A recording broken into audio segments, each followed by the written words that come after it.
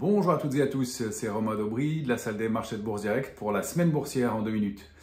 Eh bien, après une séquence chargée d'une quinzaine de jours de publications macro et microéconomiques importantes, ça se calme un petit peu, on entre dans le creux de l'été, en cette semaine du 7 août, avec les indices qui, en fin de semaine dernière, ont donné des petits signaux de faiblesse, notamment les indices américains qui ont invalidé des signaux aussi en fin de semaine, et puis un indice CAC 40 qui n'arrive pas à déborder la borne haute de son trading range. On va avoir une semaine donc plus calme côté macro et microéconomique. On aura quand même tout au long de la semaine des publications d'inflation avec l'indice des prix à la consommation à partir de demain en Europe.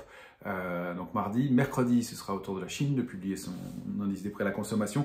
Jeudi, ce sera autour des États-Unis, des marchés américains. Et puis vendredi, on terminera par l'indice des prix à la production, autre marqueur de l'inflation aux États-Unis.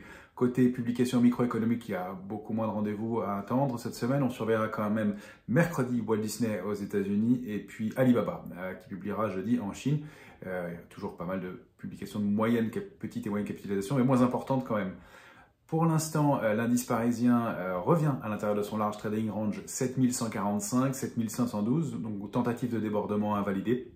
On s'achemine donc dans une période de manque d'intérêt, pas beaucoup de conviction, des marchés un peu creux et pas de soutien dans les mouvements de hausse, donc les marchés un peu livrés à eux-mêmes dans une période qui est relativement creuse et pas très dense pour l'instant. Voilà ce qu'on doit attendre pour cette semaine. Je vous souhaite une excellente semaine à toutes et à tous.